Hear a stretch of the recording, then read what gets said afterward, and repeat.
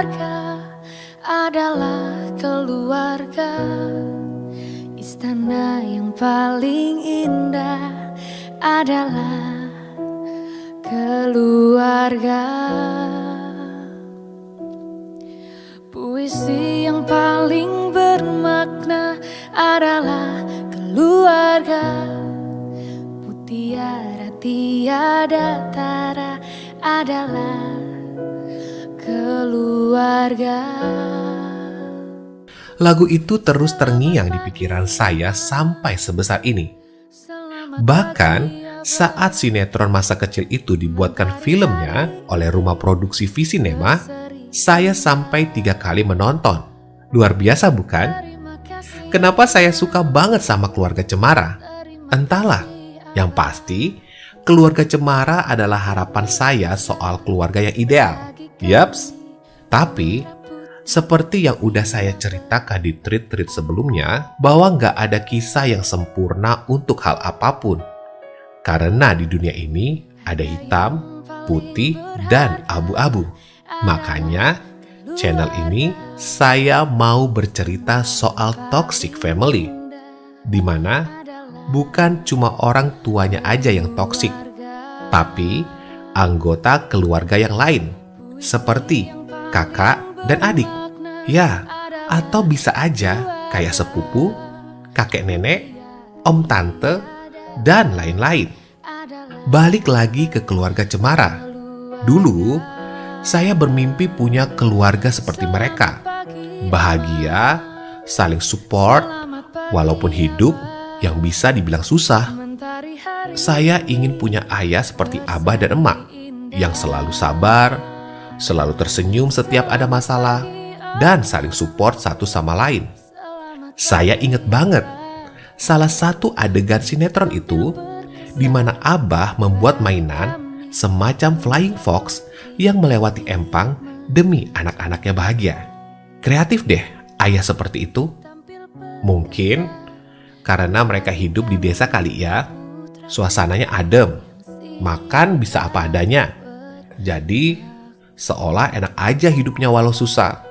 Lah, saya di kota, udah panas, keras pula kehidupannya. Dimana ketika susah, rasanya tuh gak enak banget. Masalah ekonomi jadi hal yang utama. Makanya, mungkin ayah saya gak bisa seperti abah. Ayah saya adalah orang yang keras dan gak deket sama anak. Apakah ayah saya toksik? Tidak, tapi itulah keluarga. Pasti ada aja masalahnya, ya kan? Tapi saya ngerti kenapa ayah saya seperti itu. Kita gak bisa meminta sama Tuhan dilahirkan ke keluarga yang seperti apa. Makanya wajar saya bilang, tidak ada keluarga yang ideal. Maka dari itu, kita lupakan keluarga Cemara dan beralih ke film NKCTHI, alias nanti kita cerita tentang hari ini. Di film ini, kita bisa tahu seperti apa sih keluarga. Ya, rata-rata adalah keluarga pada umumnya. Tapi, dengan bapak yang menurut saya toksik. Makanya, saya sekarang berpikir bahwa ayah saya lebih baik dari ayah manapun.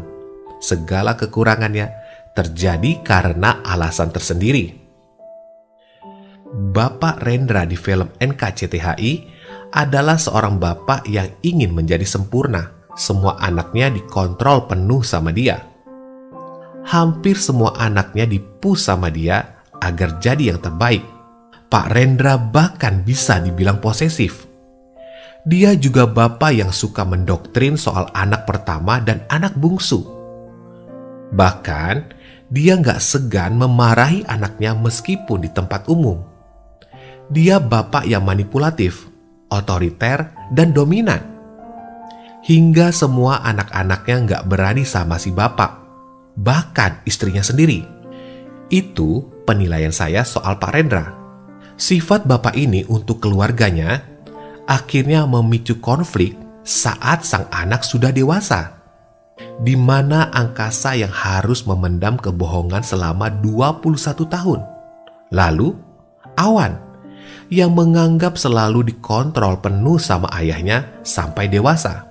Sampai dia nggak tahu dunia luar. Dan ada Aurora, anak tengah, yang merasa tidak dipedulikan oleh sang ayah karena fokus pada anak bungsu. Lalu, sang ibu yang sampai tua merasa tertekan hidupnya sejak kelahiran anak ketiganya.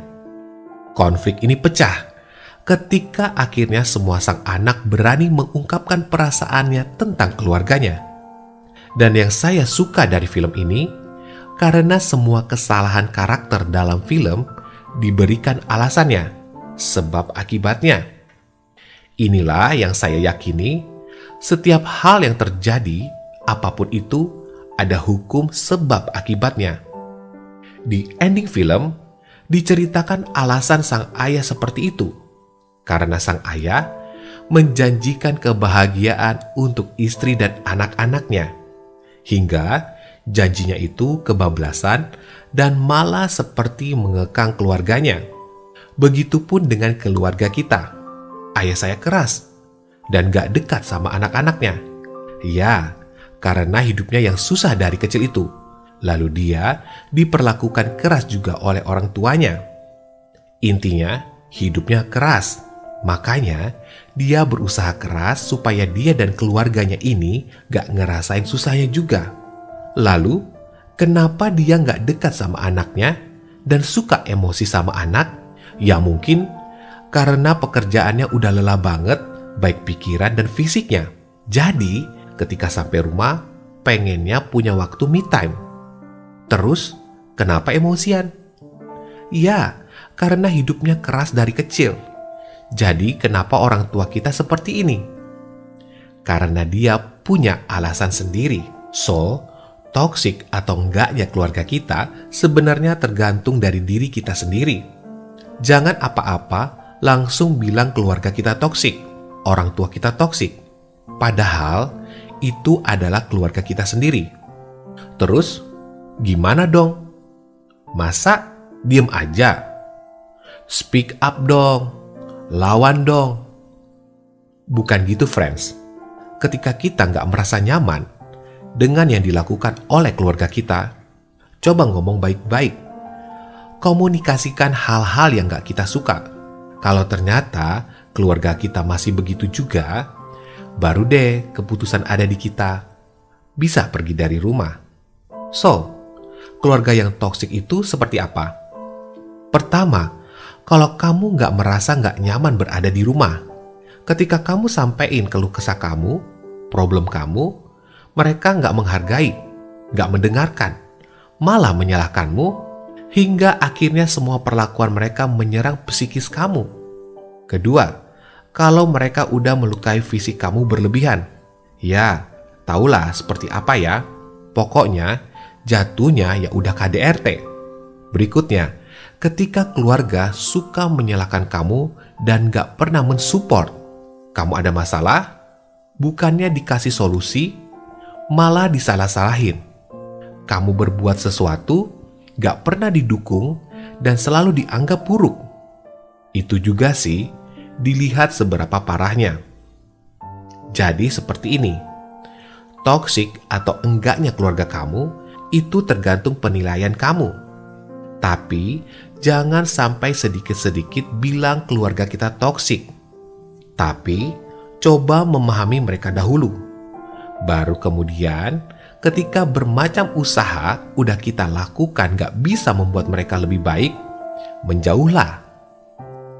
Tugas kita cuma mengungkapkan apa yang ada di hati kita, bukan mengubah hati mereka.